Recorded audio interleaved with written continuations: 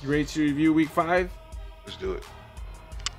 All right, welcome to the Revolution week 5 review of the Ruben Yanez Fantasy Football League. Here we go. Did I mention it's week 5? And let's get it started. So, first things first, we're going to start with the week 5 scores, just like every other time. First up, the San Jose Droid Live Matter are definitely back on track with their 133-108 victory over the Oakland Oysters, who had plenty of points. But sometimes it just wasn't your week. I think if you pay a little bit of attention and notice, a lot of teams, and by a lot I mean, some, because there's, only 12 teams, but some of the teams definitely have fallen back down to earth, if you will. That's right. But Mike Evans has reascended to the heavens, the ceiling, if you will, coming at with 31 points. Very capable of doing that every week. Just looked like he wasn't for a little while, but True. Super good. Again, 133-108, Droid Life Matter. Speaking of coming back down to earth, this guy right here, Stat King Trolls, took another hard hit down to earth. Took a second loss against the Oakland football team, 128-102. I mean, this guy Chase, he's a beast. Oh yeah, that's definitely a good acquisition right there, man. And of course, James Robinson was having himself a day, and Keenan Allen too. Yeah, Allen's a beast but, for sure. For real. But the Oakland football team, they have Alvin Kamara, the sleeper, Knox, and of course his quarterback, Patrick Mahomes. Never a slouch. He was never a slouch. Never a slouch. Well, obviously he's starting to slouch a little bit right now. Yeah, something's going on in Kansas City. Yeah, something's definitely going on. But, I mean, it's a long season. Can't be...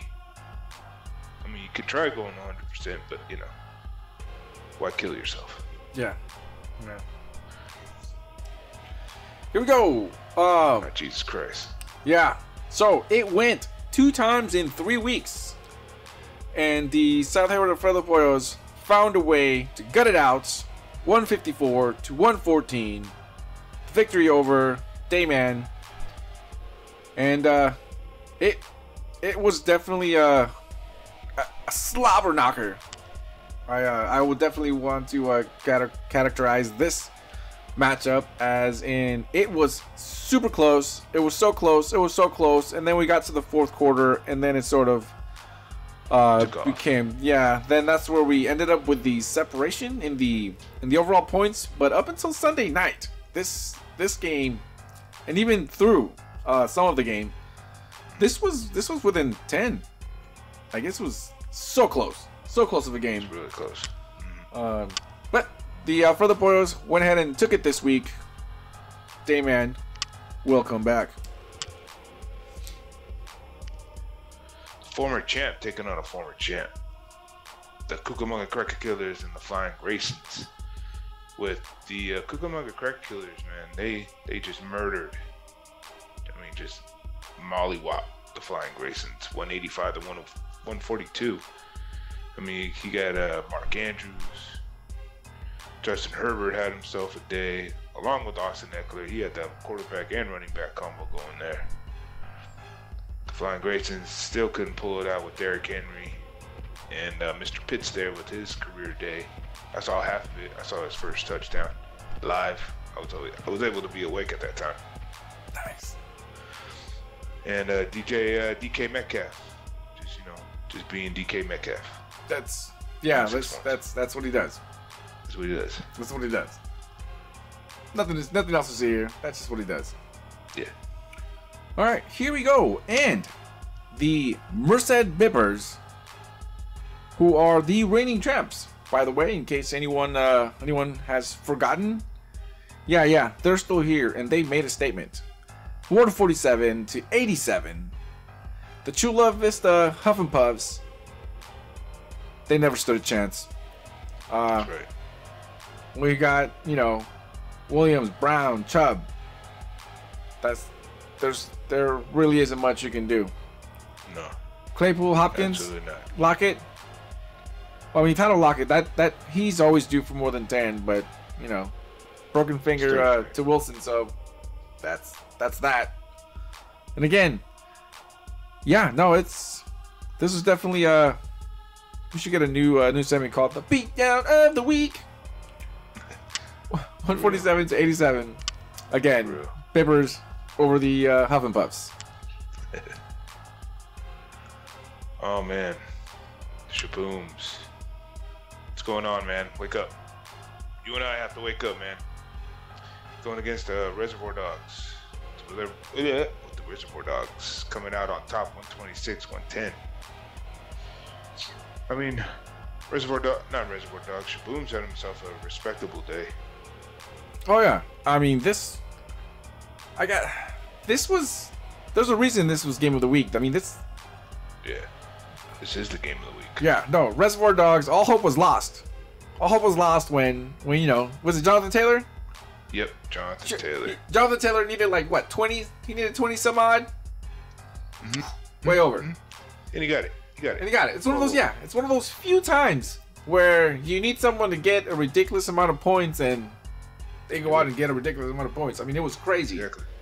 Just the fact that he overcame no Gronk, and after overcoming no Gronk, he overcame a no Austin Hooper. True. And then somehow, inexplicably, ran off with a victory. That's right. Him and the Bippers are currently tied after this week for the first place at 4-1 apiece. 4-1. That's nice. That's respectable. Yeah. No, it's definitely it's all coming together. It's all coming together. Yeah. It's all coming together. However, the buys are coming up next week, and as we all know, that is one of the places where the Shaboom seems to shine. So that's right. He's coming back, baby. It's so early. But it's going down. Yeah, he'll make his run right now. It's going down. I feel it. I feel it. Feel it. In order to feel that, you need some honey buns and some crumb buns. All right, we're gonna start off like always with the honey buns, and this week, I try not to mention them earlier because it was just how do you not mention the highest scorer? Right. But like I said, Mike Williams, the LA Chargers.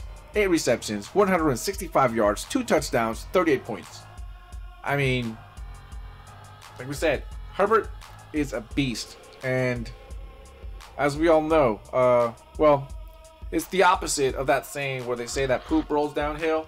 Well, greatness throws balls and spirals downhill.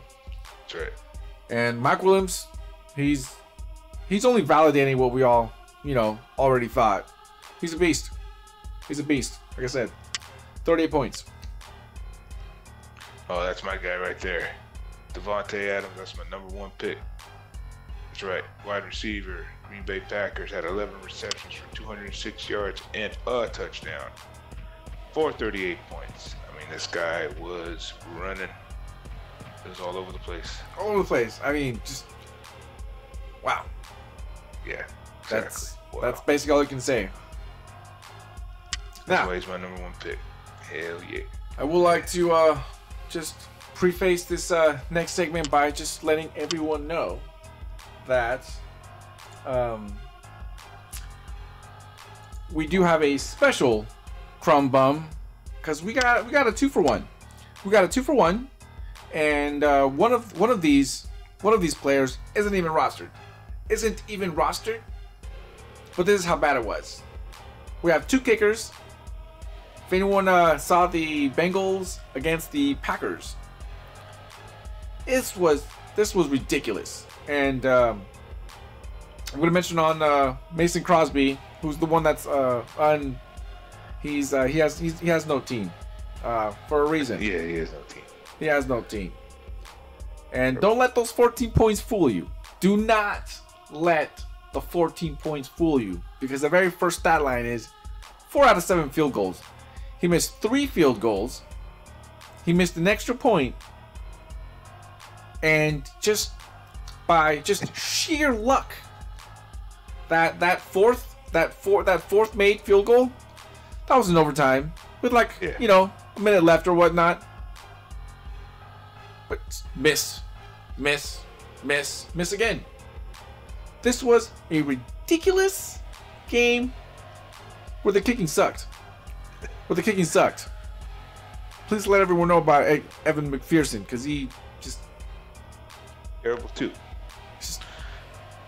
I think week 5 set the week record in NFL for like the most kicks missed. Or most extra points missed. A special shout out to Rodrigo. Was it blank ship? Yeah, blank ship. Blank ship. I was calling Blankerson, but blank ship, yeah. Yeah, blank ship. That dude. Yeah. Carson Wentz, uncharacteristically out there bringing you back, and then you miss. Well, supposedly he's dealing with a hip injury. But yeah, I know, you never know. But no, yeah, I know he had like a hip thing or something, but no one's gonna care about that. Everyone just remembers that meme of Rodrigo and what is it? Cam Newton. They both play football, but look at their bods. Real. Which, by the way, isn't even fair. Cam Newton is a beast. He just sucks now. But whatever. Real. There's nothing you can do about that. Just like there's nothing you can do if you decided to bench your guy and not start him. Just like Dayman. Yeah. 10 receptions. Oh, Kadarius Toney. Maybe I'm uninformed. I don't know who this dude is, but he decided that he was going to show up with 10 receptions, 189 yards, 29 points. Real. Which would have been super useful. For real. This guy for the football team, AJ Brown. Or not AJ Brown, Tony Brown. Jesus, at least it was a Brown. Yeah, what's Brown? It's Brown. That's right. Antonio Brown had 7 receptions for 124 yards, 2 touchdowns for 33 points. Could have helped. I mean, not helped, but it could have given a lot more points to the football team. Would have been nicer. Yeah, it would have been a little bit nicer. It would have been nicer. It is what it is. When you got so many weapons on your team, I mean, it's hard to choose. Yeah, that's all you can do. Well, you know who couldn't do anything for anyone? It's those guys that nobody picks, and then it bites everyone in the ass. David Njoku, who usually does. He's like a Fire and Ice Jr. because sometimes he does really, really good, but most times not so much. As you can see, he's a 32nd ranked tight end. Yeah, tight end. But what is it? But on Sunday, 7 receptions, 149 yards, 28 points. Now, I will mention that this all came in where the Browns as the team had the most. Was it 0 turnovers? The most yards for a team, and they still lost. Yeah, I seen that. Yeah, this is one of the very few times where I say, yeah, I mean, it was crazy. Did they lose the game? They ran out of time. And that's what happened. That's what happened. Everybody was scoring, and they ran out of time. That's right. That's it. That's such a valiant effort that's the only way I can describe it. But anyway, 28 points, David Njoku. Let's see if he ends up on anyone's team now. Chris Moore, this guy. Who's this guy? 5 receptions, 109 yards, 22 points. Helped nobody. That's what helped.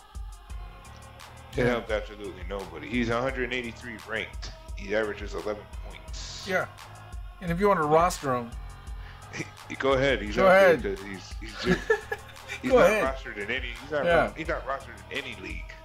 Yeah. By the way, those average points, that's because all those are like on Sunday's game. Yeah. So that's that. That's that. All right. Yes. Yes. It is the not the inaugural, but it is the very first episode of the season of everyone's favorite segment. Does Big Daddy know? I hope so. So, Big Daddy does not know what questions have been placed, but they are multiple choice, so there is that. So there are 4 questions, 4 multiple choices. Let's start with question number 1. Peyton Manning joined the Broncos for the 2012 season. How many seasons did he play for the Colts? A, 10, B, 35, C, 14, or D, 678 years? Oh, man. I'll go with C. C? Yeah. The answer is C, 14 years. That's right. He was there for so long. He was. He was there for so long. I think he was there since 98. 98? Something 98, 99? One of those. Yeah. One of those. I think whenever he retired, he was like the last one from the 90s other than, or the second to last. Because Tom Brady was... Tom Brady was 1999. Yeah. Anyway, that might be a question in the future. But this next question, question number 2. In 2001, Priest Holmes made the NFL Pro Bowl for which team? A, the Chiefs, B, Raiders, C, Browns, D, Colts. I want to say Chiefs. The answer is... Think wrong. Yeah. Chiefs. There we go. Yeah. That's right, Priest Holmes. Question number 3. In the 2012 season, Adrian Peterson fell just 9 yards shy of whose all-time yards rushing record in a single season? A, Jim Brown, B, Eric Dickerson, C, Marshall Faulk, D, Bo Jackson.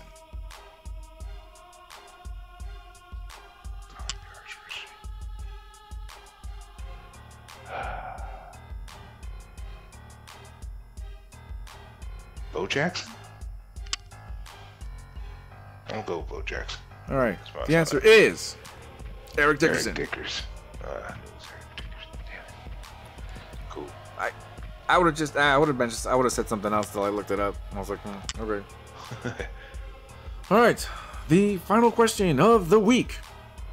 The Patriots set a record in Super Bowl 52 with the most total team yards. How many did they have?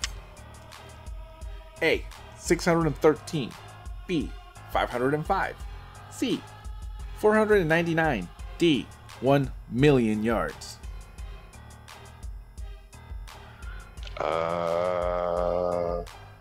C? C. Here we go. I want to remind you, these are team yards. Oh, okay. An A. 613 yards total for the New England Patriots in Super Bowl 52. And that were the very short questions for Does Big Daddy Know? Hey man, I hope everybody, 3 or 4. I hope everybody was playing at home. Let us know in the comments if you got any of them right. Bro. All right, it is time. The Week 6 Thursday night preview, which will feature the Tampa Bay Buccaneers, who are favored by 6.5 points at the Philadelphia Eagles. The over-under on this game is 53.5. Either shut the hell up because I don't want to hear it, or shut the hell up because it's for your own good. Real. Anyway. Or sometimes it's both. Anyway, that's Week 5. In its review, we will see you for Week 6. That's right. Here we go, baby. I'm coming for you. Stack right. Trolls. I'm coming for you. Third loss in a week, baby. Third loss. My second win of the season. It's coming. It's coming, baby. It's coming.